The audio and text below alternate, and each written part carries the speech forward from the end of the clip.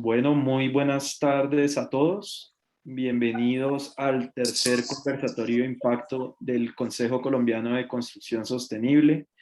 Este conversatorio de impacto es un formato que hace parte dentro de la agenda gratuita que ofrece el Consejo y en este caso de manera exclusiva a los miembros del mismo. El tema en el cual estaremos centrados el día de hoy y cuyo título pueden ver ustedes acá en pantalla, es Retos desde el diseño de la infraestructura urbana, integración de la construcción con la naturaleza. A lo largo del año ya hemos desarrollado dos anteriores conversatorios y esperamos que después del desarrollo de este, pues desarrollemos unos dos más con otros temas pues muy interesantes en torno a la construcción sostenible. El día de hoy, y para centrarnos en el tema urbano y del diseño de infraestructura, nos acompaña un panel de lujo de miembros y aliados del Consejo, cada uno pues con unas especialidades diferentes y que ya pues ustedes podrán evidenciar a lo largo del desarrollo del panel, pues todos estos insumos, conocimientos y experiencias que nos darán esa oportunidad de poder pues dar respuesta y abordar este conversatorio que tenemos el día de hoy. Entonces, antes de darle la palabra a Lorena Pupo, voy a decir muy rápidamente quiénes nos acompañan el día de hoy. Entonces, como moderadora está Lorena Pupo, especialista técnica del Consejo, y como panelistas nos acompañan el día de hoy Iván Bolaños, gerente comercial de Contexto Urbano, Juana Mariño, consultora en ecología urbana, y Daniel Saravia, de la Gerencia de Urbanismo e Infraestructura de Grupo Arcos. Entonces, bienvenidos a todos. Doy la palabra a Lorena.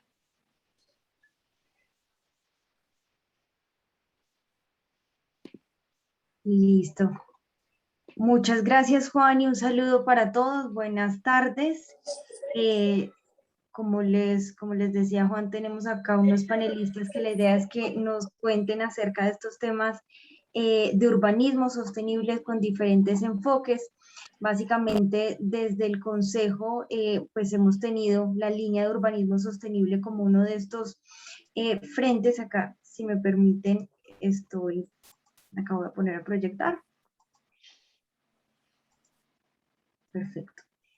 Estos frentes de urbanismo sostenible, y desde acá hemos venido trabajando desde el apoyo a políticas públicas, actualización de proyectos en particular, tesis de investigación también con el tema de urbanismo sostenible, y este es un breve recuento pues también de las principales políticas públicas enfocadas en ciudades y urbanismo sostenible. Tenemos el COMPES 3819, donde ya tenemos una política para consolidar el marco de la política nacional para consolidar el sistema de ciudades en Colombia. Ay, y si me disculpan, Juan, ahorita se me cortó la comunicación, no sé si alcanzaste ahí a presentar a los panelistas. No. Enuncié los nombres de cada uno. Ok, les pido disculpas que aquí no escuché bien. Me permito aquí presentarlos. Juana Mariño, arquitecta con posgrado en alta gerencia de la Universidad de los Andes. Se ha desempeñado en cargos públicos como subdirectora de Planeación Distrital de Bogotá, directora de Población y Ordenamiento Territorial del Ministerio de Ambiente de Colombia. Ha sido coordinadora del programa de la Política, Legislación y Apoyo a la Toma de Decisiones del Instituto Alexander von Humboldt. Consultora investigadora en ordenamiento territorial, planificación urbana, gestión ambiental y gestión del riesgo en Colombia y la región, directamente o a través de entidades multilaterales como son el Banco Mundial, BID, Naciones Unidas, GIZ y UCN, entre otros. Asimismo, docente de arquitectura, urbanismo, ecología urbana, hábitat y sostenibilidad en programas de pre y posgrado en universidades de Colombia y de la región, miembro de paneles de expertos de la Plataforma Intergubernamental para la Biodiversidad y Servicios Ecosistémicos, IPES, y con la responsabilidad de evaluaciones globales como degradación y restauración de suelos, uso sostenible de especies silvestres, y miembro permanente de la fuerza de tarea que apoya la función pública de la plataforma. gerente de la firma de gestión urbana y tecnológica que desarrolla proyectos de arquitectura y planificación urbana y promotora de la iniciativa Abuelas en la Naturaleza, orientada a promover el contacto de los niños urbanos con la naturaleza a través de sus abuelas. Entonces, bienvenida Juana, muchas gracias por estar acá. Iván Bolaños es otro de nuestros panelistas invitados. Iván, ay, perdón, que acá se me perdió. Iván es arquitecto, gerente comercial en contexto urbano, maestro en bioclimática y sostenibilidad de la Universidad Colima de México, profesor invitado de la Universidad de los Andes, profesor del Consejo Colombiano de Construcción de Sostenible en el diplomado y en otros espacios, y cuenta con 21 años de experiencia. Y está también con nosotros Daniel Sarabia Mancini, gerente de urbanismo e infraestructura de Grupo Argos. Daniel es el gerente de urbanismo e infraestructura del negocio de desarrollo urbano de Grupo Argos. Cuenta con más de 15 años de experiencia internacional en las áreas de desarrollo de proyectos urbanos e inmobiliarios, planificación territorial y diseño urbanístico. Desde que se unió a Grupo Argos en el año 2011, él y su equipo han desarrollado una serie de iniciativas innovadoras que han contribuido al desarrollo urbano sostenible en Barranquilla, Colombia.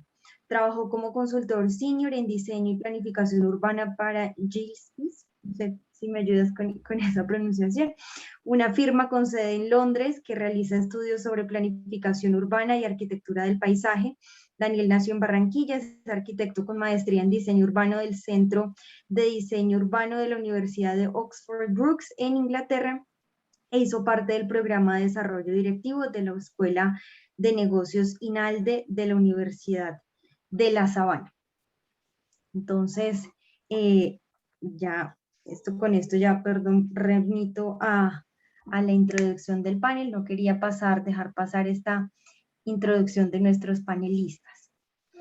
Entonces, como les venía contando, hay un marco de políticas públicas en ciudades y urbanismo, del cual el Consejo ha participado en algunas de estas con la contribución de los aspectos de sostenibilidad. Hay un marco que tenemos ya en el país en cuanto a el sistema de ciudades, el observatorio del sistema de ciudades, la política de gestión ambiental urbana del Ministerio de Ambiente, el programa de biodiversidades, la en cuenta a largo plazo, donde ya hay también esas metas a corto, mediano y largo plazo, acciones de mitigación nacionalmente apropiadas, las NAMAs, el decreto 1077 que en este momento está en proceso de actualización, movilidad sostenible y por último, pues estos modelos de ciudades y territorios inteligentes que ha surgido de diferentes ministerios. Entonces, con esto también, pues contarles desde el Consejo, como les decía, hay proyectos, aportes en política pública,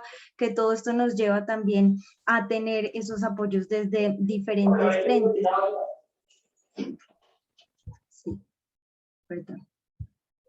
Estos apoyos con diferentes frentes y como ustedes pues también pueden ver, están el frente con el proyecto de Neto Cero Carbono, algunos de ustedes ya lo conocerán, donde tenemos esta hoja de ruta que se tendrá a largo plazo para el país. Colombia y Turquía fueron los países escogidos de parte del WRI para trazar esta ruta y estamos en desarrollo de este proyecto.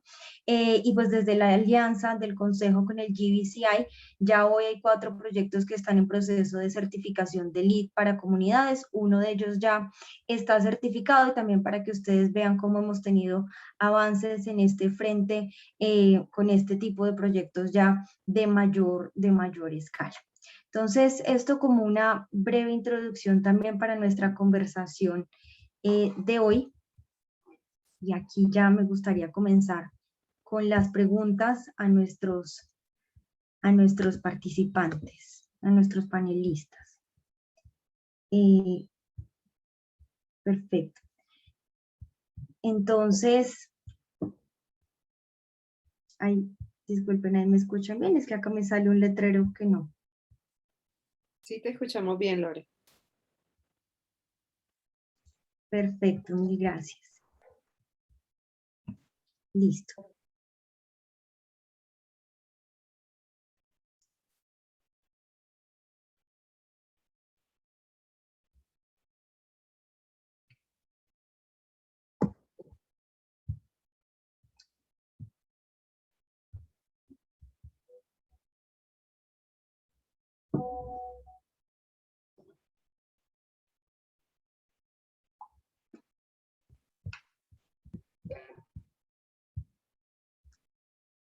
Listo.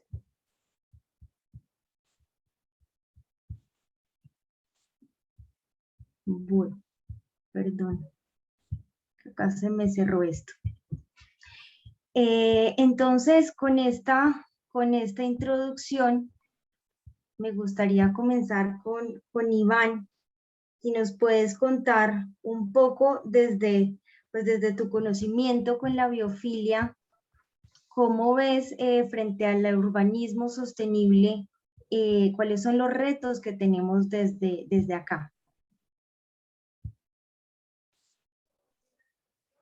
Bueno, Lorena, pues es un desarrollo que viene progresivo, muy grande, ha tomado mucha fuerza.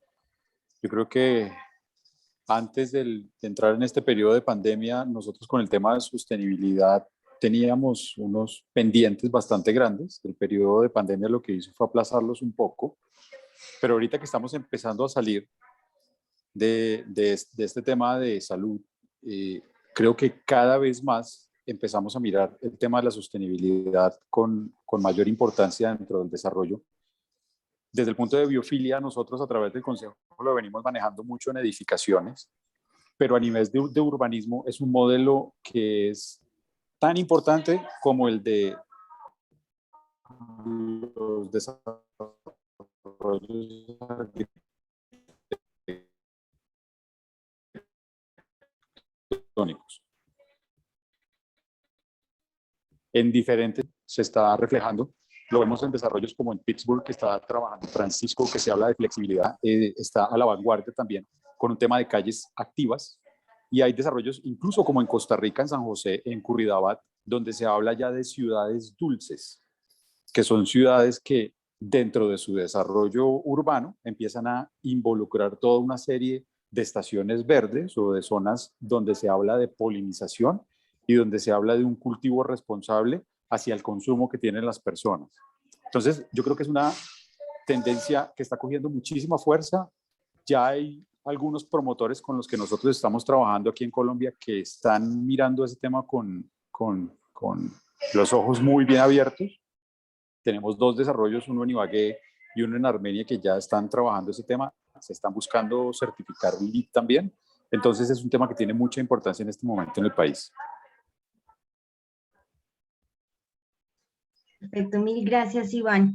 Pues tenemos como una primera ronda de las mismas, y la primera es esta desde su rol en la industria, cómo influyen las edificaciones en el ambiente desde un alcance de ciudad. Juana, si te parece. Sí, pues es una pregunta curiosa como está planteada y es interesante porque parecería que uno decir, bueno, las edificaciones en muchas inclusive definiciones de ciudad, una ciudad se puede definir como un conjunto de edificaciones, inclusive hay, pues las edificaciones generan la morfología a pesar de que la ciudad no sea únicamente una suma de edificaciones. Y creo que precisamente lo que decía Iván es, ha habido mucho énfasis en las edificaciones mismas desde la perspectiva de sostenibilidad, de que sean más inteligentes, de que sean más sostenibles, de que tengan menor impacto, pero lo que hay que tener en cuenta es que la ciudad no es únicamente la suma de edificaciones, es todo un tejido en el cual las edificaciones juegan un papel, pero que hay otra serie de elementos que son los que comprenden la base y sustentan el tejido de las edificaciones. Entonces yo pienso que las edificaciones en el ambiente de la ciudad, y es parte de lo que se desarrolla en el proyecto de la Universidad de los Andes, que creo que inclusive más adelante voy a hablar de él, es entender que hay un componente tal vez más gris, que a través de múltiples procesos se está buscando que ese gris no signifique más insostenible, y que son básicamente todo lo que tiene que ver con edificaciones e infraestructura, pero que hay otros componentes urbanos que no habían sido suficientemente considerados al construir la ciudad, que es todos los componentes que tienen que ver con el verde y el azul, por así decir, es toda esa otra malla que teje la relación. Y como decía Iván, cada vez las ciudades son más conscientes de la importancia que tiene la infraestructura verde, la infraestructura azul, los temas de agua, los temas de clima, los temas de morfología del terreno, ante lo que es una ciudad sostenible, que además de alguna manera hay que darle como un alcance específico a la sostenibilidad. Entonces, si bien las ciudades parecen como la principal protagonista o los principales, y durante siglos hemos tenido la imagen de ciudad, entonces la gente piensa en Manhattan, donde básicamente lo único que se ve son edificaciones. Pero resulta que esa no es necesariamente la única respuesta, o precisamente de pronto no la más deseable para todas las ciudades. Entonces, desde esa perspectiva y desde la parte de ecología urbana, las ciudades son un componente muy fuerte, que es, digamos, ese componente gris, construido, diseñado, nuevo, que viene a ocupar un territorio, pero lo que no podemos olvidar es que en ese territorio había y puede haber otra serie de atributos que complementen las edificaciones, y creo que eso precisamente se trata de la ecología urbana. No solamente ver cómo hacemos más sostenibles las edificaciones, sino cómo entendemos la ciudad de una manera nuevamente mucho más integrada y no como la suma de edificaciones. Entonces creo que eso es como el primer acercamiento a entender el tema de ecología urbana. Claro, y es fundamental lo que tú dices también de tener en cuenta también que existe, no se puede partir de todo desde cero, sino también entender cómo se contribuye a ese entorno ya construido. Pero de alguna manera la lógica de la ciudad occidental ha sido una lógica un poco arrogante de la ciudad y el hombre pueden imponer un paisaje totalmente nuevo. O sea, no tenemos por qué. Entonces, ahí se pueden aplanar los cerros, se pueden canalizar los ríos, se pueden quitar los bosques. Aquí venimos con una nueva lógica. Entonces, de alguna manera yo creo que todo lo que nos han demostrado los últimos años, incluida la pandemia, es que esa negación de lo que estaba ahí es lo que nos está llevando a tener muchos problemas, y todo lo que vamos a ver más adelante, soluciones basadas en la naturaleza, es decir, no. Recordemos que hay una serie de atributos que estaban y que eventualmente podrían volver a estar. Claro que sí. Iván acá levantó la mano. Adelante, Iván. 2 segundos. Me voy a poner un poco romántico para el panel, pero me gustaría que los que estuvieran entraran y vieran las fotos de Chernobyl. Pueden entrar y buscar Chernobyl hoy y es increíble. Es alucinante. Alucinante. Es una naturaleza que uno ni se imagina. El verde se volvió a tomar la ciudad. Sí. Entonces hay una simbiosis entre la estructura dura de concreto que nos hablaba Juana con un verde que dijo, no, este era mi espacio y me lo voy a volver a tomar. Es la ciudad ideal. Lástima que esté inhabitable, pero es divina hoy en día. De acuerdo, totalmente. Como desde el verde, los animales, como todo volvió a ser. Daniel, no sé si tengas algún comentario también respecto a esto, desde tu punto de vista de también de la industria, de como desarrollador, planificador, ¿cómo ves esto?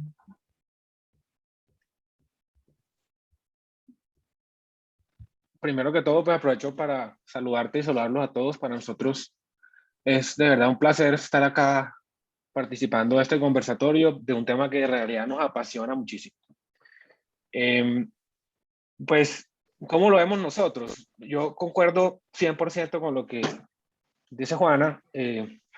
Al final del día, bienvenidas todas las edificaciones LEED Certified, con fachadas verdes, etcétera, fachadas, techos verdes, bienvenidas todas, pero la base es, digamos que la base con la cual se construye una ciudad es el urbanismo, y el urbanismo para la gente.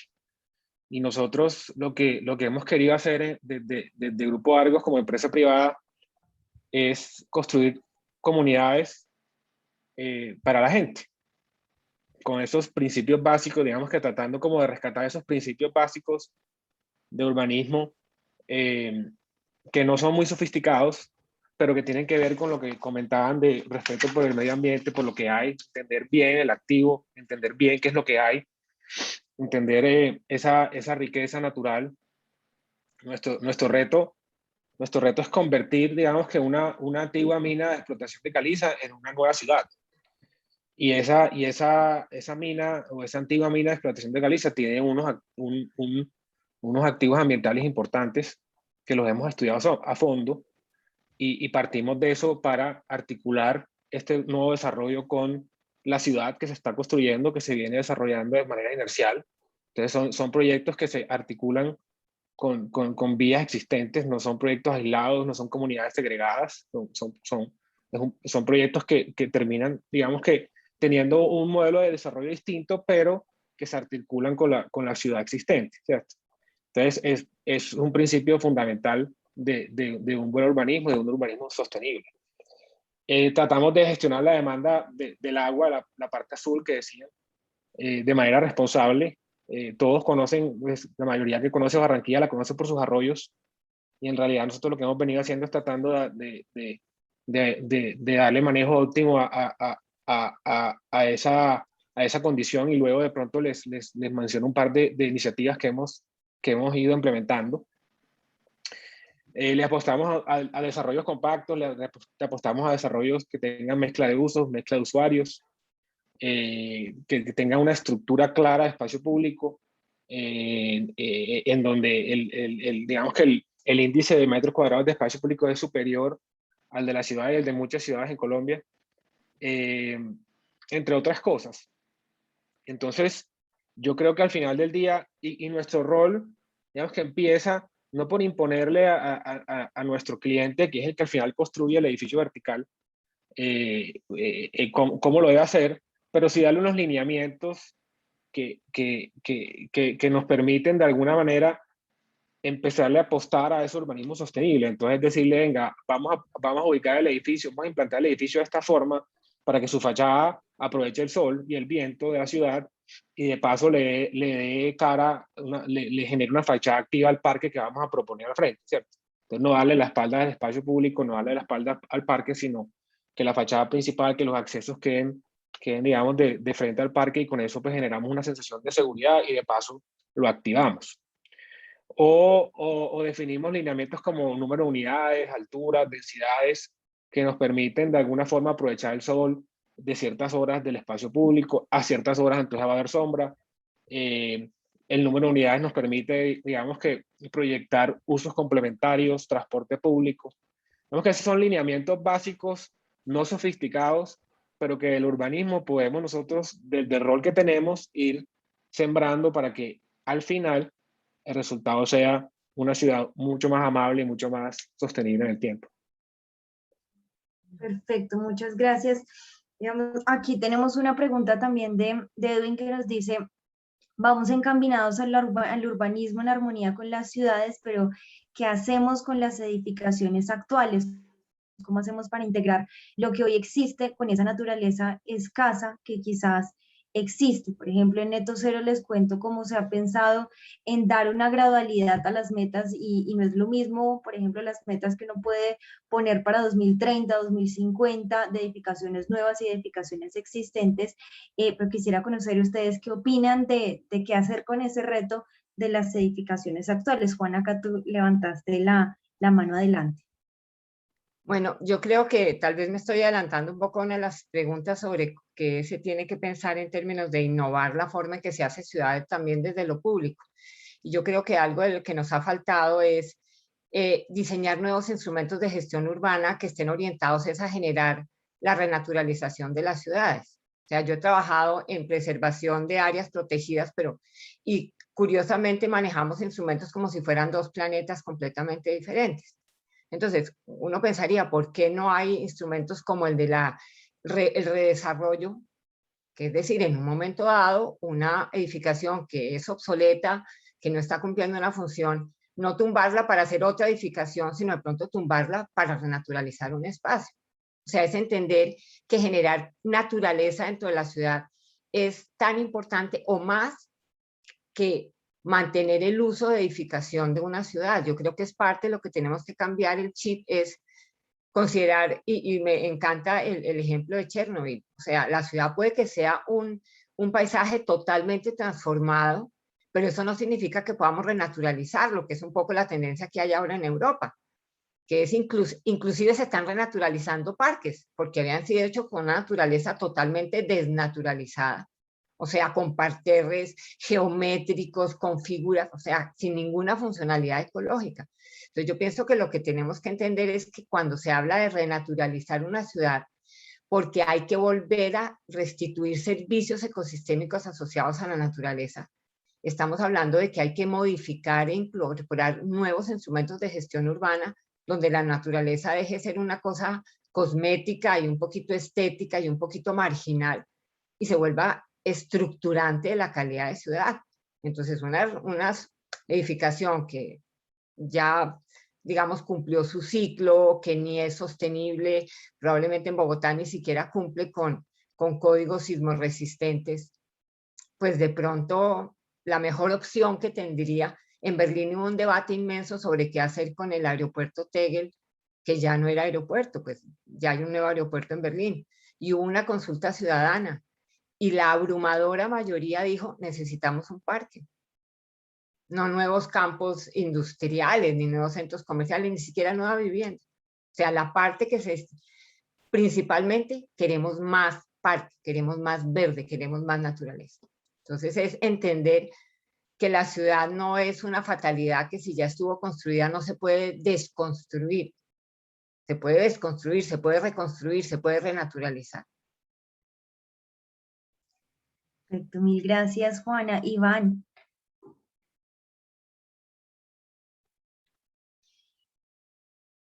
Ay, todavía no te escuchamos. Sale acá conectando con el audio. Creo que ya.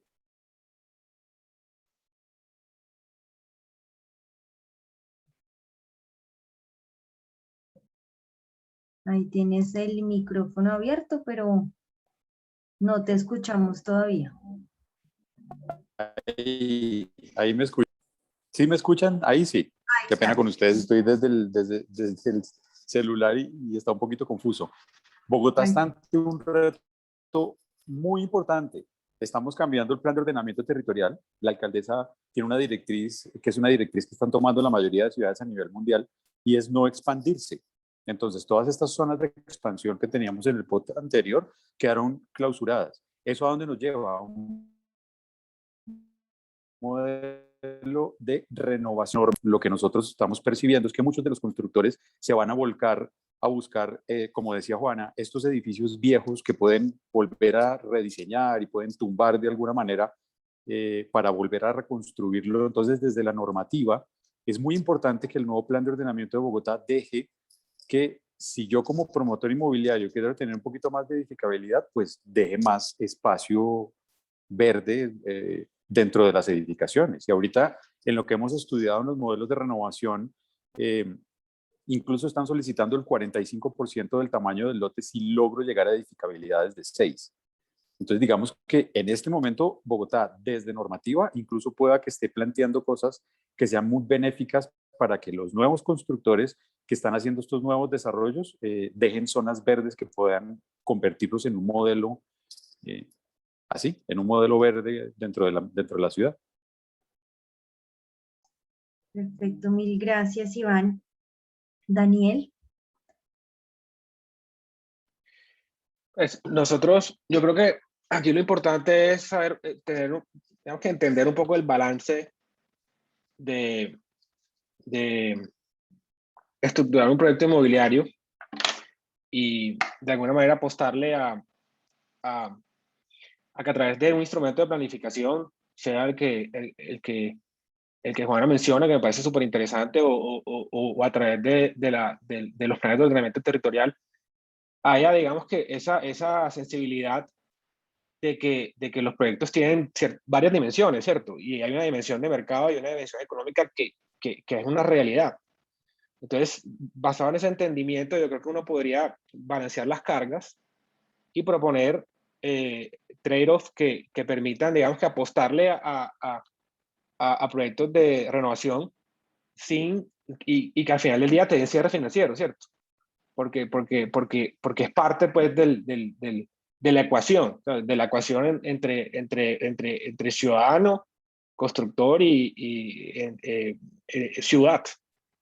Entonces yo creo que es muy importante como entender, entender la ecuación y saber, pues, balancear, porque al final del día nuestro entendimiento, digamos que la reflexión que hacemos es que la ciudad la construimos entre todos, y por eso es muy importante la alianza con el privado, la alianza con lo público, entre el privado y lo público, y poder lograr y poder tener esos canales de comunicación abiertos y transparentes para que entre los dos haya ese flujo de información. Daniel, gracias. Y ahí con eso me das paso también a este siguiente punto de la información y de los roles que se debe tener desde los gobiernos nacionales y locales para llegar también a este balance de las cargas y pues a una buena planeación urbana también. ¿Cómo consideran ustedes que estamos frente a la información, por ejemplo, si es de mapas de riesgos o qué tenemos que llegar a entender mejor y tener esa información disponible para garantizar mejores desarrollos? No sé quién. Yo hago un comentario y me atrevo pues, yo en algún lado leí que más del 70% de los POTS en Colombia estaban desactualizados. POTS o POTs o EOTs. Entonces, ahí ya hay una falta de información, ¿cierto? Porque uno va a un municipio y trata pues de promover un proyecto y la verdad es que la regulación es gris y hay, digamos, unas brechas de interpretación enormes, o no hay información, o la información está desactualizada, o a una escala que de pronto no es aplicable al tipo de proyecto que uno quiere promover. Entonces es muy importante. Yo creo que lo que hemos visto es que los POPs, los planes de ordenamiento, los instrumentos de planificación sean lo más claro posible. Pues que no haya pues lugar a interpretaciones. Y en lo posible que vengan soportados por estudios técnicos de detalle a una escala que te permita, digamos, que tomar una decisión. Pero eso en la realidad es otra. Son muy pocas las ciudades que tienen ese nivel de detalle con los cuales uno puede trabajar. Entonces yo, digamos que parte pues del reto que tenemos es promover a que estos instrumentos de planificación o a los ordenadores del territorio, hombre, se empeñen por actualizar su información y digamos que tener una base unificada con la cual uno pueda trabajar y pueda tomar mejores decisiones. Yo a lo que dice Daniel quisiera agregar, pues yo estoy de acuerdo, trabajé mucho tiempo en el ministerio, pero creo que con el tema de la información hay muchos temas muy complejos. Lo primero es que lo que yo vi fue que muchas veces había información, pero no había la capacidad de entenderla. Entonces yo creo que una cosa es generar información básica, datos, y otra cosa tener la capacidad de que esa información sirva para tomar decisiones. O sea, muchas veces un municipio o el que tiene que tomar la decisión tiene acceso a una cantidad de información, pero es una información que no entiende. O sea, hacer ordenamiento territorial, y cuando empezamos a hablar de biofilia, de ecología urbana, de gestión integral de riesgo de desastres, pues cada vez se vuelve una información mucho más sofisticada y mayor nivel de sofisticación para interpretar esa información en términos de tomar una decisión. En un proyecto que hicimos con el Instituto Humboldt en Medellín, dentro de un concepto que es el que de alguna manera yo promuevo, que es el de la interfaz ciencia política sociedad, y es trabajar de la mano la academia, los tomadores de decisión, de tal manera que los que generan la información sepan para qué la van a necesitar y entiendan que la tienen, y los que toman decisión aprendan a valorar la información e interpretarla. O sea, no esperar a que la ciencia genere un pocotón de información y después el que toma política ve a ver dónde lee, cuál es la información que necesita. Y veíamos casos críticos, porque era sobre biodiversidad urbana. Entonces, pues los investigadores de la universidad hablaban de que Medellín tenía la mayor colección de plantas vasculares, y el señor de la alcaldía sentado junto a mí me preguntaba: doctora, ¿y eso qué se come, se fuma, para qué sirve? O sea, hay necesidad de que la información esté al alcance de los que toman la decisión, de manera que sea suficiente, sea pertinente, sea oportuna y además sea entendible. La plataforma IPES en la que yo trabajo es precisamente una plataforma intergubernamental que forman parte 140 países del mundo, que tiene como función generar información, recoger información sobre temas críticos de biodiversidad y servicios ecosistémicos y ponerla al alcance de los tomadores de decisión.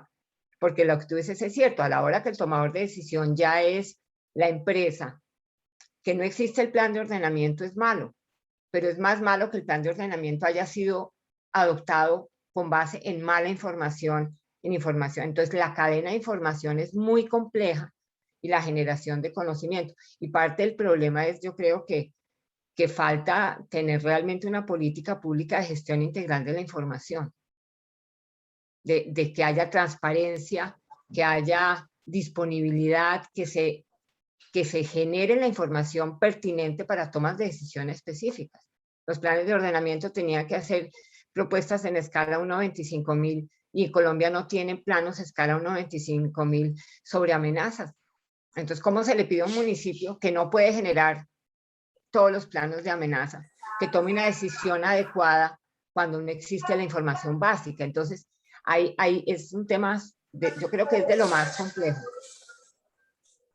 Claro, y lo que tú dices también es que se genere, que esté accesible, que sea transparente, que esté disponible, y también el tema de la generación de capacidades, de que las personas lo logren entender y analizar. Perfecto, muchas gracias, Juana. Iván, no sé si tengas algo aquí al respecto. No, completamente de acuerdo con mis compañeros del panel. Es un ingrediente adicional que hemos hecho. Enfrenta con el instrumento, muchas veces se sienta con el alcalde y es lo que el alcalde quiere hacer por su visión del municipio. Entonces es muy difícil trabajar así, porque el alcalde que llega muchas veces pues no es urbanista, no es arquitecto, es odontólogo, es abogado, es educador. Entonces su visión de ciudad es completamente contraria a lo que uno, que en teoría tiene el conocimiento, pudiera hacer. Entonces nosotros sí quisiéramos, lo hemos tratado de trabajar desde Camacol, que el ministerio tuviera unas reglas generales para los planes de ordenamiento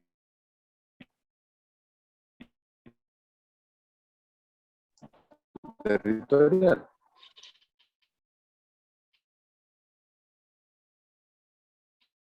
Te dejamos de escuchar, Iván.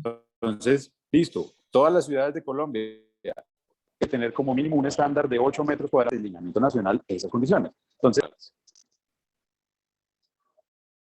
Lorena. Sí, la última parte te la escuchamos un poco entrecortada. Dale, que sí debiera haber unos lineamientos generales desde la nación para que los que hagan los planes de ordenamiento tengan unos puntos de partida para ver el tema de sostenibilidad desde un ente superior. Perfecto.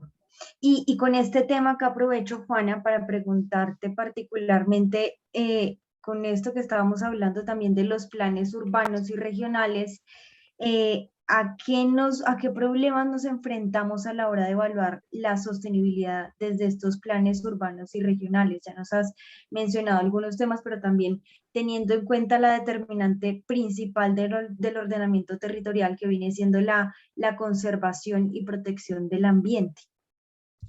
Pues yo pienso que el principal, y un poco eso fue lo que trabajamos en el proyecto de la Universidad de los Andes, es que se manejan temas conceptos un poco ambiguos. Digamos, el discurso es que el ordenamiento territorial debe tener como una de sus funciones la preservación del ambiente, pero la pregunta es preservar para qué y para qué, preservar qué, cuál es el ambiente, qué es sostenibilidad.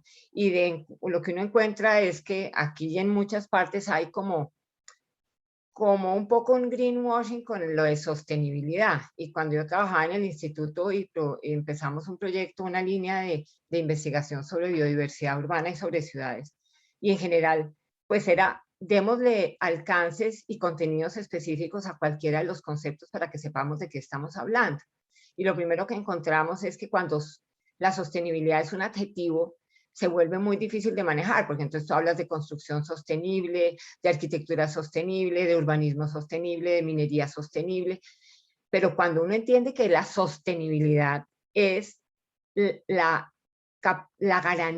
capacidad de garantizar la oferta adecuada, permanente, o sea, suficiente y permanente de los servicios ecosistémicos asociados a la biodiversidad y al entorno que se requiere para vivir, pues entonces empiezas a entender qué es sostenibilidad en cada contexto. Yo creo que ha habido un cambio en el discurso en los últimos años que es fundamental en toda la discusión de biodiversidad y servicios ecosistémicos. Por ejemplo, la plataforma IPES nos llama la plataforma de sostenibilidad ambiental. ¿Por qué? Porque la sostenibilidad y el ambiente se asociaban mucho al concepto de recursos naturales. Es decir, la naturaleza básicamente como un proveedor, o sea, se privilegiaba el servicio de aprovisionamiento. Algo pasó con mi cámara, bueno. Pero, por ejemplo, se olvidaban todos los demás servicios de regulación, de soporte, culturales, que son los servicios que realmente son principalmente pertinentes en una ciudad.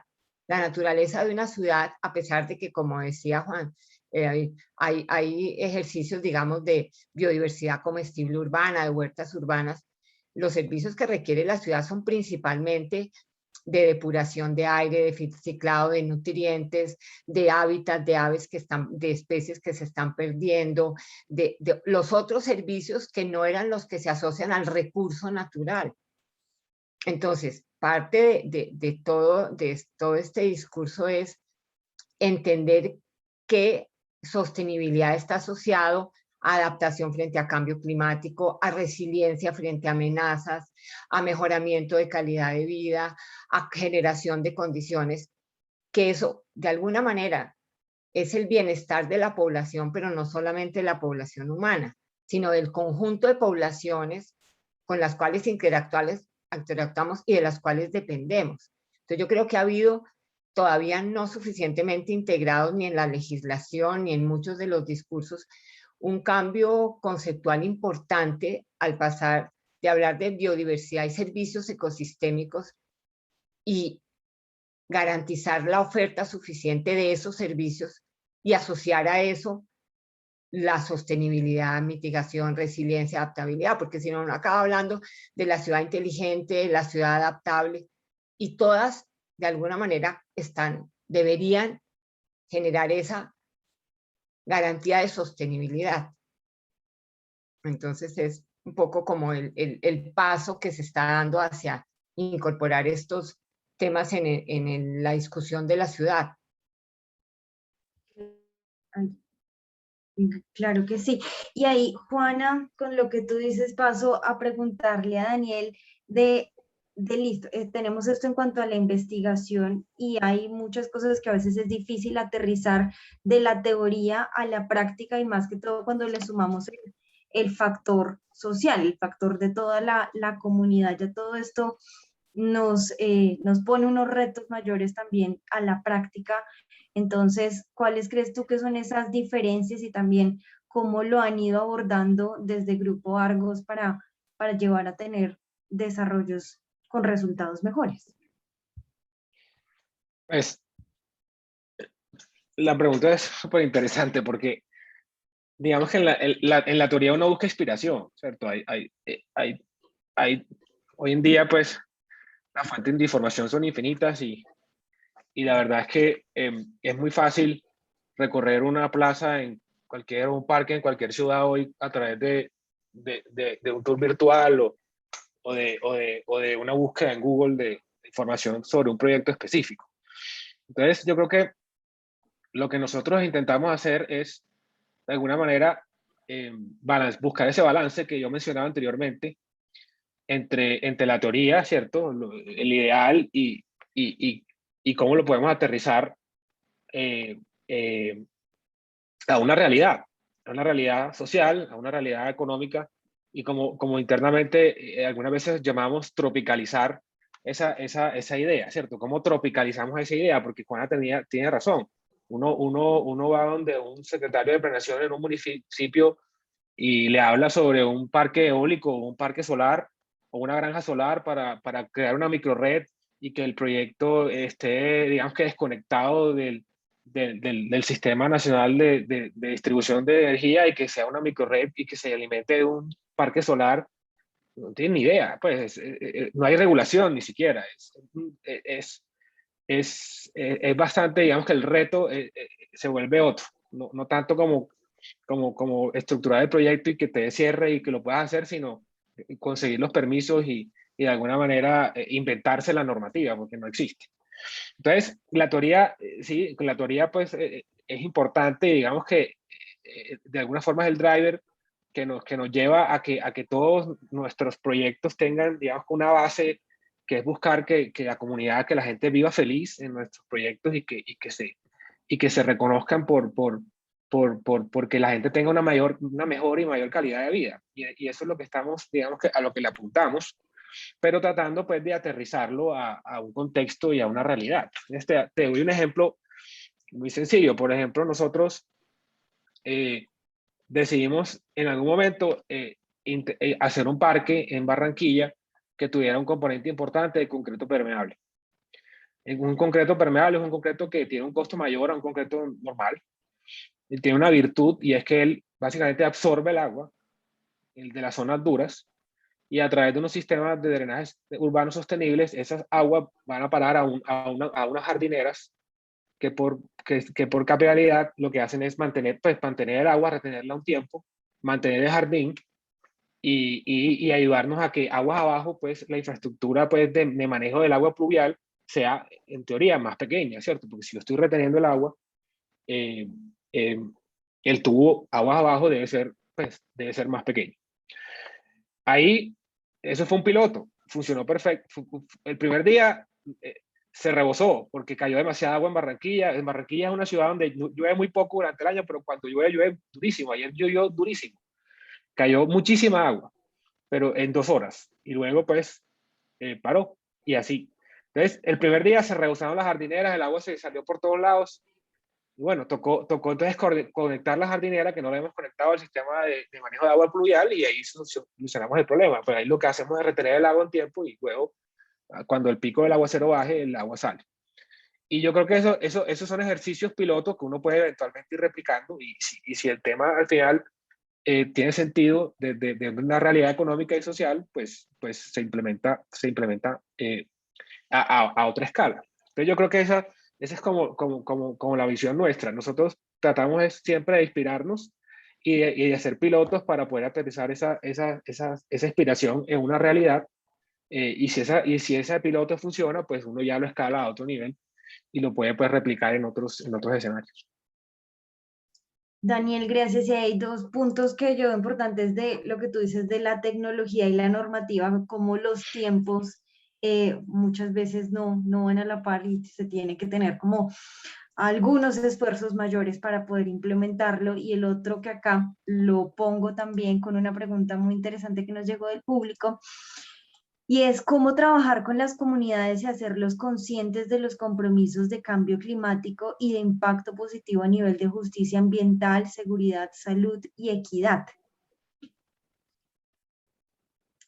Bueno, es dura, pero a mí me gusta también pues contarles un poco lo que hacemos. Por eso digamos que me gusta pues estos escenarios, porque de alguna forma me permite pues echarles un cuento de lo que estamos haciendo en Barranquilla y en otras ciudades del país.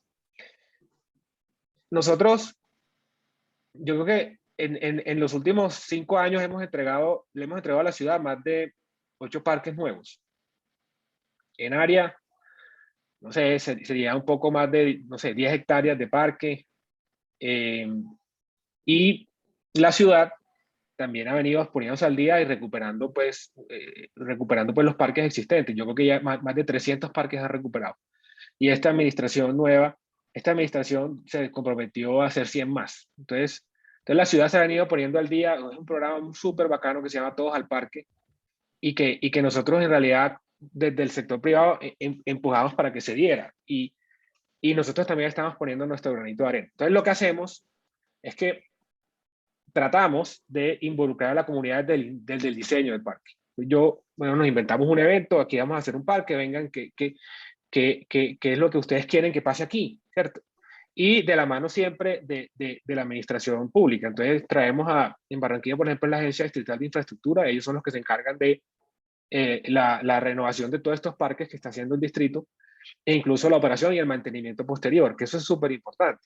Porque al final del día, listo, yo puedo construir el parque pero ¿quién lo mantiene y quién lo opera?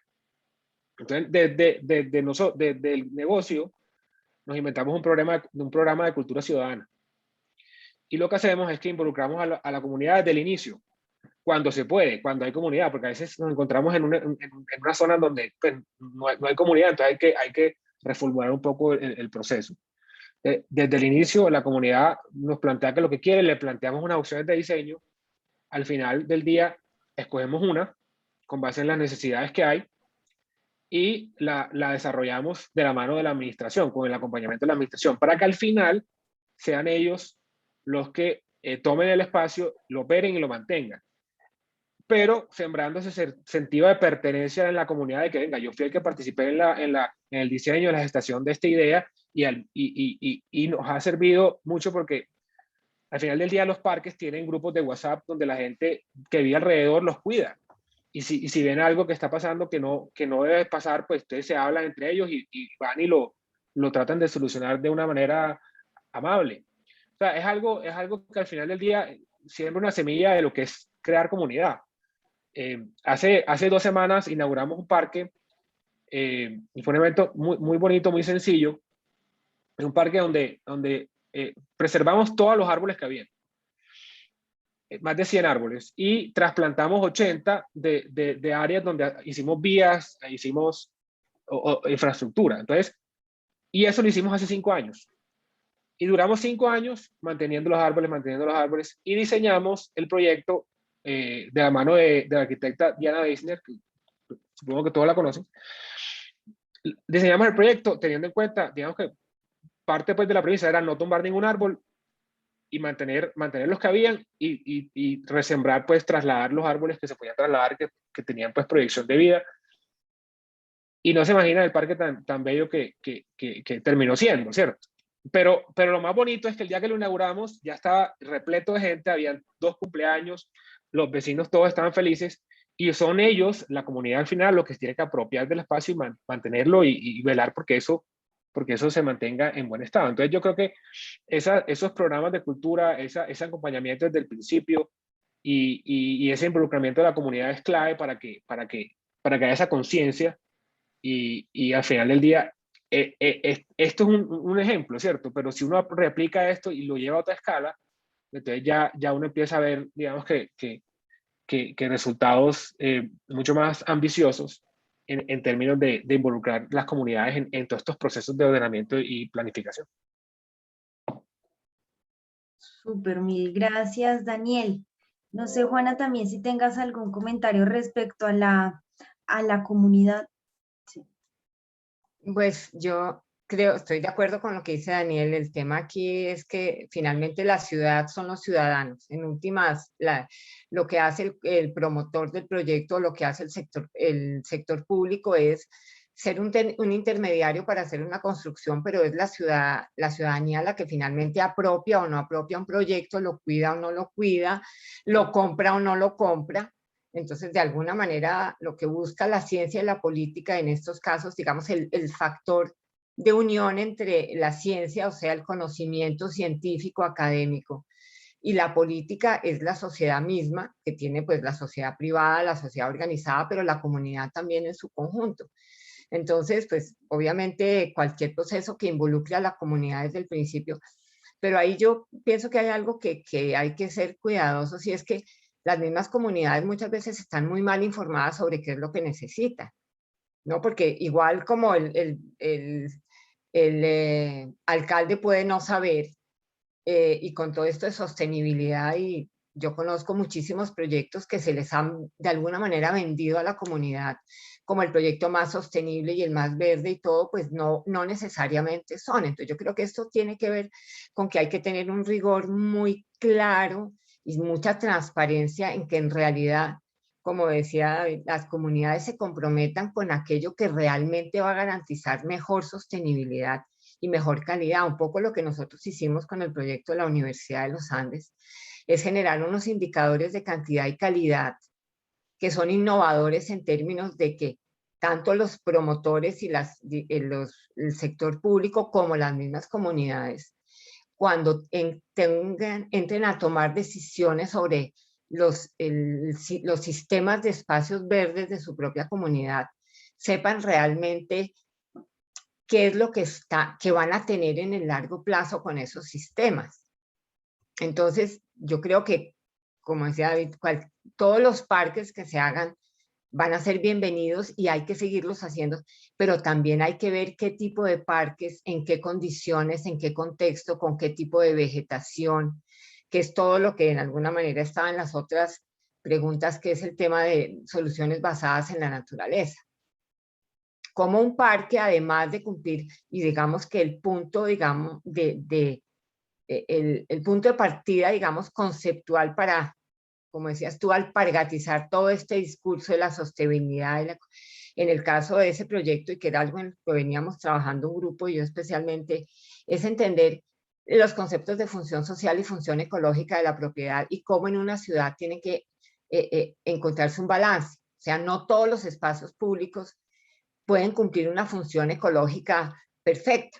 No todos pueden tener conectividad ecológica, pero todos pueden tener probablemente mayor función ecológica de la que tienen muchos proyectos. Entonces, lo que hemos visto es, digamos, evaluando muchísimos proyectos, más allá de los casos de estudios, es que, por ejemplo, se cumple con la parte de cantidad de áreas verdes en un proyecto, pero cuando uno viene a ver, va a ver esas áreas verdes, qué funciones sociales y qué funciones ecológicas se están cumpliendo. Encontramos en muchos proyectos, por ejemplo, que gran cantidad de áreas verdes están asociadas al sistema vial. Entonces se llaman o alamedas o parques lineales, que puede que sean muy asequibles porque están muy cerca, pero que por sus propias condiciones de ruido, de contaminación, de cercanía a vías de alto tráfico, pues tienen una función ecológica supremamente limitada, y especialmente porque muchas veces ni siquiera tienen arborización.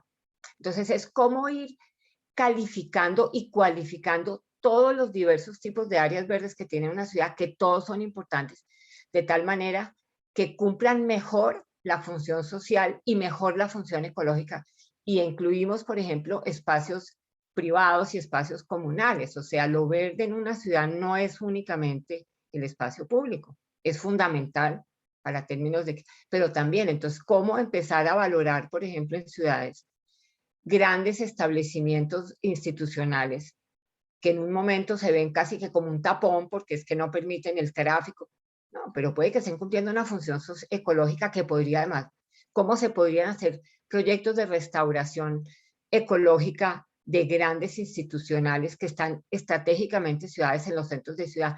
Puede que no tengan la accesibilidad pública a todo el mundo, pero van a prestar una gran funcionalidad ecológica porque van a ayudar a generar mitigación de gases de efecto invernadero, controles microclimáticos, van a atraer especies. Por ejemplo, campos de golf. Entonces alguien dice, no, pero es que eso es para los ricos, entonces un campo de golf es una cosa clasista, entonces de pronto resulta, no, yo participé en unos estudios, los campos de golf, por el nivel tan bajo de actividad que tienen, con una restauración ecológica de sustitución de especies de árboles, son un lugar de hábitat maravilloso para una cantidad de aves, que no van al parque metropolitano lleno de gente, lleno de ruido. Entonces, es ser un poquito, y fue como el concepto que diseñamos en ese proyecto, de ser más sensibles a lo que realmente es la función social y la función ecológica, y ver cómo cada espacio, cómo mejora su función ecológica,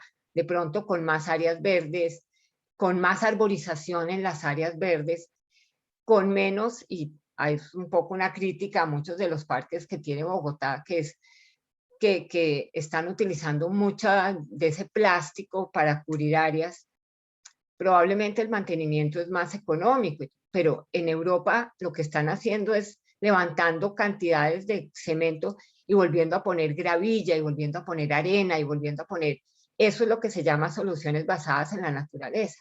Entonces, hay un componente de innovación tecnológica, que obviamente es muy bienvenido, pero hay un componente que se llama innovación, pero casi que es recordar materiales. Y cuando uno ve un proyecto como el High Line de Nueva York, el punto de partida fue, durante todo el tiempo que estuvo abandonada esta línea férrea, la misma naturaleza, que era como el caso de Chernobyl, se encargó de llenar ese espacio. Y lo que hicieron los arquitectos fue mantengamos todas las especies que se rehabilitaron ellas mismas, sin que nadie tuviera que intervenir, y complementémoslas.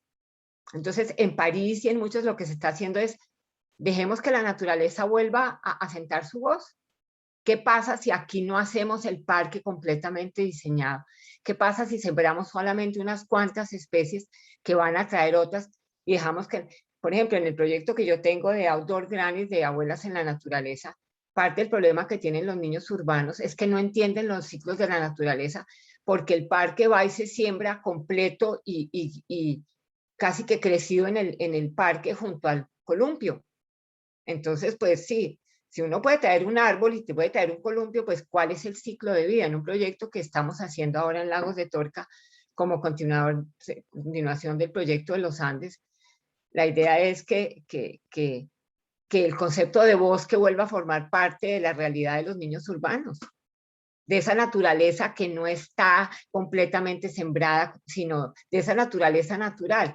Entonces, yo creo que hay que innovar conceptualmente para volver a incluir la naturaleza un poquito salvaje en la realidad urbana. Y es sencillamente otra forma de hacer parques, otro tipo de parques. En Alemania han hecho unos parques maravillosos que son los niños que se trepen al árbol caído, que se ensucien, que se embarren. No ese parque aséptico con los columpios perfectos de plástico. No, es un parque más natural, parques que los niños urbanos que no tienen ese contacto con lo que es la naturaleza realmente, que se daña, que se puede pisar, que eso es lo que está haciendo mucha falta. Hemos de alguna manera domesticado tanto la naturaleza al meterla a la ciudad, que ha perdido su funcionalidad y su imagen de naturaleza. Entonces, todo lo que hay detrás de soluciones basadas en la naturaleza es que la naturaleza vuelva realmente a ser una aliada, una socia estratégica, pero que tenga voz, no que sea como nosotros queremos que sea, el árbol perfecto en el sitio perfecto, cobramos la base de plástico para que no salga la hierba, pues que salga la hierba, de eso se trata, ¿no? Entonces es innovar nuevamente lo que entendemos por naturaleza. Qué bueno eso, Juana, porque no necesariamente es la solución más compleja la que va a generar mayores impactos o solucionar muchas cosas. Y ya, listo. Daniel, ¿tú querías comentar algo más? No, pero sí recuerdo haber leído recientemente un artículo en donde habían tomado la decisión en Barcelona de no volver a hacerle mantenimiento a las zonas verdes, dejarlas que crecieran y digamos que tomaran su forma natural. Eso en un contexto social como el nuestro, yo no sé si en algunas zonas, pues yo me imagino, yo personalmente me imagino la llamada del vecino diciendo, venga, ¿cuándo me va a podar aquí el separador que se le llenó de maleza? Entonces, hay que saber, vuelvo y digo, hay que buscar el balance.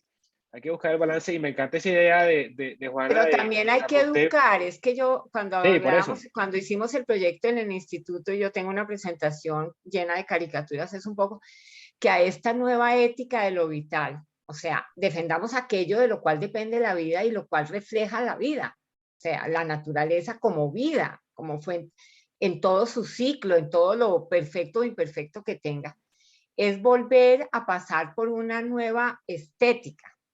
O sea, es de construir esa estética de que el parque perfecto es el que tiene el quicuyo podado perfecto.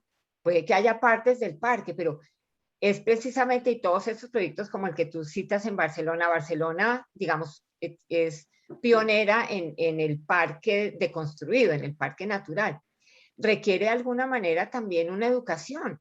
Es que las comunidades, y por ejemplo en Alemania lo que hacen es que llevan a los niños ya no al parque, sino al pedazo de monte más cercano a la ciudad, en donde no es el quicuyo. Es decir, es volver a entender que la ciudad puede tener ese tipo de espacios y que el mantenimiento es de otra forma. pero tú tienes razón, o sea, durante tanto tiempo se ha vendido la idea de que el parque urbano perfecto es aquel que tiene el caminito perfecto, el quicuyo perfecto, el columpio perfecto, el árbol sembrado exactamente en el sitio, cubierto de plástico, que hay que volver de alguna manera a deshacer y a generar nuevos conceptos. Nosotros en este proyecto, que lo llamamos que todo sendero debe ser un bosque, es volver a partir del imaginario de lo que es la naturaleza, que muchas veces los niños urbanos, el bosque es el del cuento, pero ese tema de la conectividad vertical y horizontal entre lo que pasa en el primer piso del bosque y la enredadera que se trepa y la mata que crece, pues lo perdieron, porque los parques aquí son el césped,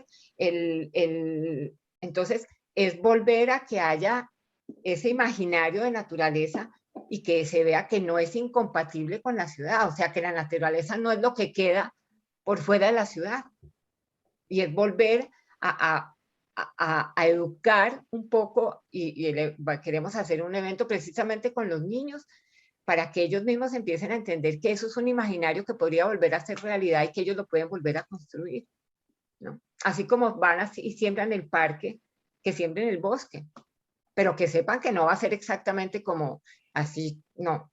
Puede que tú llegues el mes entrante y los pájaros se comieron tu mata. Bueno, sí, eso pasó.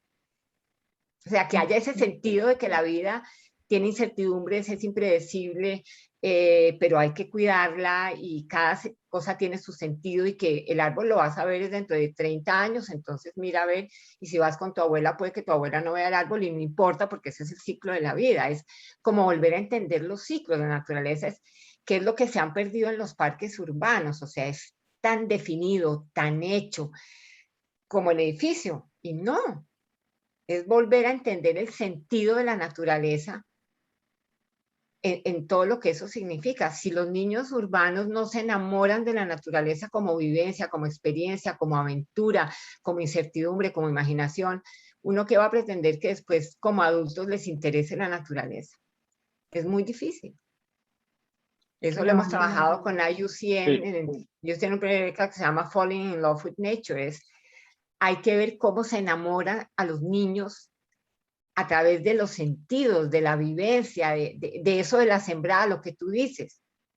Pero de pronto se puede hacer de una manera más natural, por así decirlo.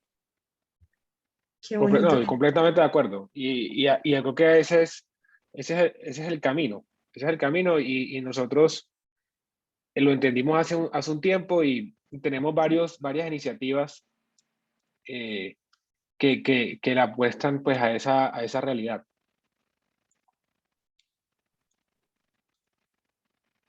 Acá está silenciada. Vital lo que dicen ustedes acá, vean también como en los comentarios, vital la educación para la infancia. De hecho, una de las preguntas de cierre que les tenía era cómo podemos transmitir ese mensaje sobre la importancia, y creo que también, aparte del cómo, tenemos que pensar en el qué se va a transmitir y a quiénes se va a transmitir, donde el mensaje debe ser para todos. Y acá con lo que tú nos cuentas, Juana, de los niños urbanos, pues es súper importante. Yo acá quería aprovechar para ir cerrando con unas preguntas del público, que Oscar nos había dicho esta pregunta antes. Construir con materiales tradicionales para luego corregir su efecto en el clima es un poco al revés. ¿En qué vamos respecto a materiales verdaderamente sostenibles, dando el efecto nocivo del concreto? Nos dice él. No sé. Daniel. Yo, Daniel, yo te la cedo, Daniel, totalmente. pues, a ver, que como dice el Grupo Argos, entonces, pues piensan que yo trabajo en cemento, pero yo no trabajo en cemento. Ver, mi único aporte es que yo no creo que contestar. ningún elemento sea de por sí nocivo. O sea, yo creo que el concreto tiene una serie de bondades que no podemos desconocer, ¿no? Entonces es para morigerar un poco pero no más, Daniel, toda tuya. Oh, y también creo que acá hay que entender pues los diferentes impactos que se puede tener, entendiendo como el ciclo de vida de los productos. Sí, nosotros lo que intentamos hacer es medir el impacto, ¿cierto? Medir el impacto de cada proyecto y medir lo que estamos haciendo. Iniciativas como lo del concreto permeable, ya la hicimos y nos pareció muy interesante y la queremos replicar. Hay un tema vuelvo y digo, de balance de costo que hay que ver cómo lo podemos superar, pero tenemos otras iniciativas como por ejemplo, a partir de demoliciones que nos ha tocado hacer de losas o de demoliciones, lo que hemos encontrado proveedores de que utilizan ese concreto, lo reciclan y hacen mobiliario urbano. Entonces eso es algo interesante que estamos evaluando, de ver cómo pues ese desperdicio de alguna manera se utiliza en la elaboración de mobiliario urbano para esos espacios públicos a los cuales estamos diseñando y construyendo. Y lo otro que nos ha servido mucho, que es una iniciativa también de nosotros interna, es que yo trabajo en un negocio que hace parte de una matriz en donde tiene inversiones en una cementera que es Cementos Argos. Entonces somos digamos, una empresa, digamos, medio hermanos. Somos empresas medio hermanos. Entonces, en Cementos Argos, en el proceso de limpieza de los mixers, cuando los mixers salen a las obras y regresan en la planta, limpian el mixer, ahí hay un material cementante que sobra y que ellos básicamente lo terminan apilando porque no saben qué hacer con él. Y nos inventamos una forma de utilizar ese material, que es muy bueno, para hacer la base de los andenes y la subbase de las vías. Entonces estamos, digamos que utilizando ese material, reciclándolo, llevando a la obra y haciendo pruebas a ver si nos dan los ensayos para ver si se puede usar como... Ya lo hemos hecho en andenes y funciona. Y hemos intentado un par de vías locales y ha funcionado. Entonces, me parece que esa es una iniciativa súper bacana para de alguna manera, reutilizar un sobrante de un proceso de lavar un mixer y lo que sobra que está en el mixer que queda ahí, lo cogemos, lo tratamos y lo usamos como base y subbase en andenes y vías que construimos. Perfecto, muchas gracias, Daniel. Sí, es importante entender pues, las acciones de todo lo que incide en ese proceso. Hay otra pregunta que nos dice, reducir las calles generando espacios donde se puedan sembrar plantas, ¿estaría dentro del contexto de buscar mayor armonía entre ciudad y naturaleza? Bueno, si quieres yo te contesto esta. Un poco la tendencia es, durante muchos años, y si uno ve una ciudad como Bogotá, inclusive Barranquilla, hicimos una parte del proyecto piloto, de la última fase del proyecto piloto de los Andes, porque el Reino Unido pues le gustó mucho el proyecto y nos pidió que hiciéramos como unos estudios en 3 ciudades adicionales, y una fue Barranquilla, Manizales y Villavicencio. Cuando uno mira casi que con la aerofotografía de cualquiera de nuestras ciudades, claramente prevalece lo gris sobre lo verde. Entonces, como cualquier indicador de calidad ambiental asociada a la infraestructura verde, tiene que tener un componente de cantidad. O sea, uno puede sembrar todos los árboles que quiera en las zonas verdes que hay, pero si las zonas verdes son muy poquitas, pues nunca va a tener una gran cantidad de árboles. Entonces, la tendencia es que en lo posible reducir la cantidad de áreas no verdes, o sea, más bien incrementar.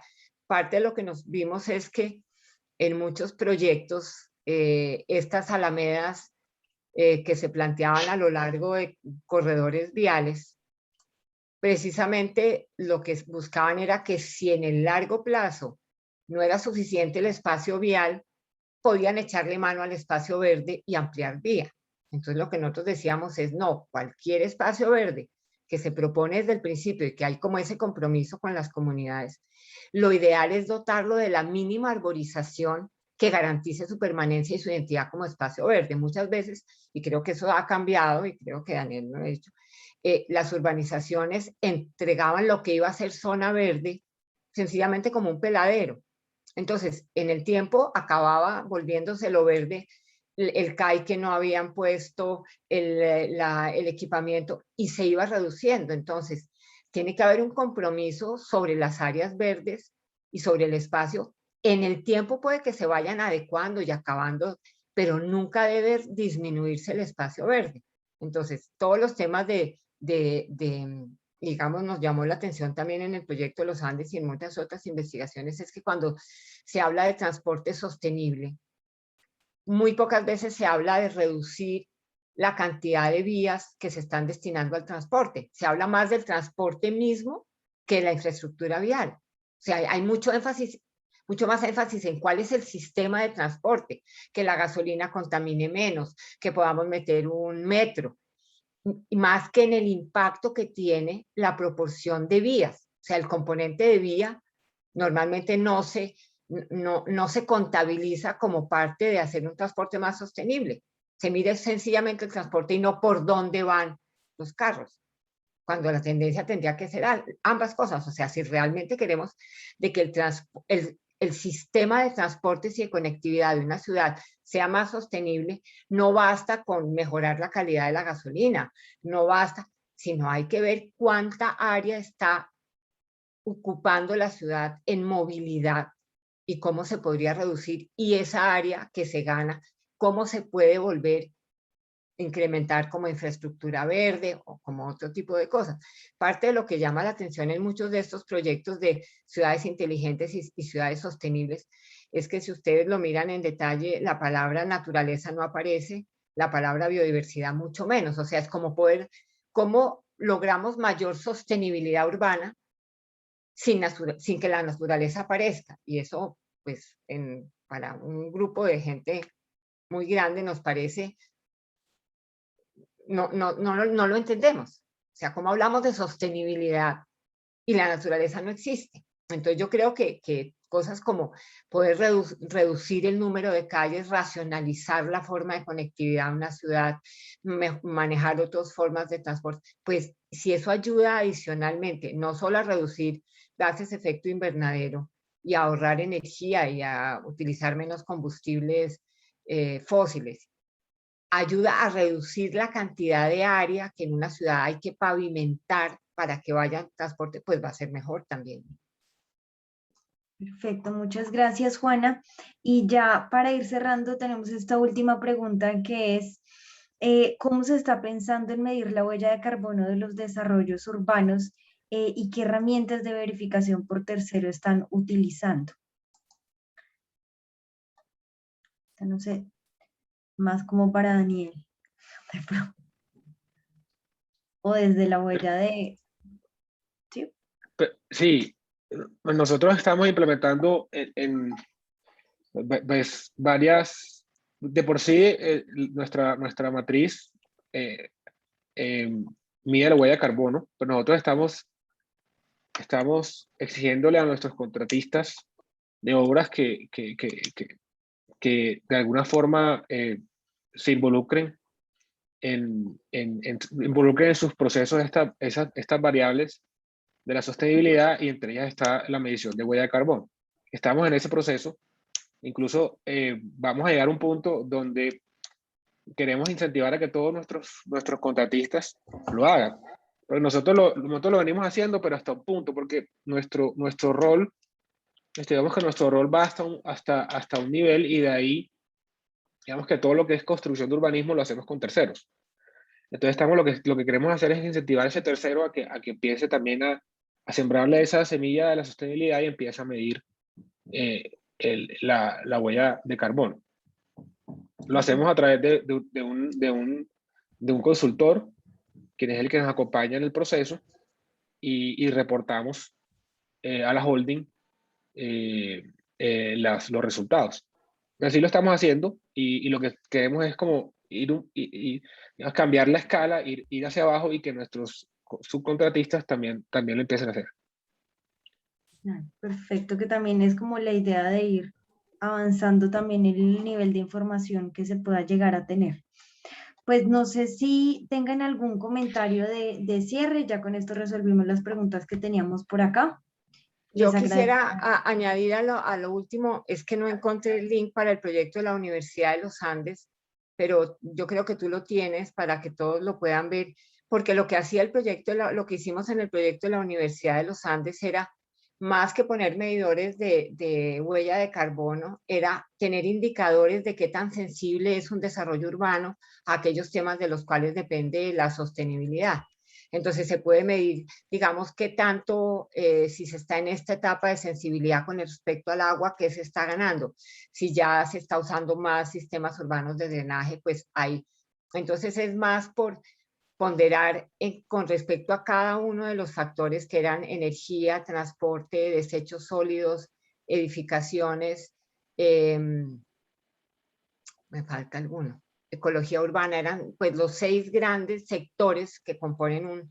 Entonces lo que nosotros hicimos fue diseñar una batería de indicadores que va permitiendo contabilizar cuál es la sensibilidad de un entorno a ese factor. Entonces, por ejemplo, en ecología urbana es, digamos, el primer nivel es metros cuadrados de área verde por habitantes. El segundo es ya clasificado en tipos de área verde. El tercero es accesibilidad hacia área verde, a qué distancia queda de la vivienda. Y después ya vamos incorporando indicadores que dan cuenta de índice de naturalidad, que es porcentaje de área efectiva verde con respecto a área de circulaciones y otras áreas duras, porcentaje de arborización por metros cuadrados de área verde, lo cual ya después se puede leer en términos de captura de gases de efecto invernadero y de índice, digamos, de control microclimático. Entonces es otra forma de entender cómo, si yo tengo un desarrollo que es más sensible, si me ubico en este nivel de sensibilidad, pues ya estoy generando todas estas otras ventajas,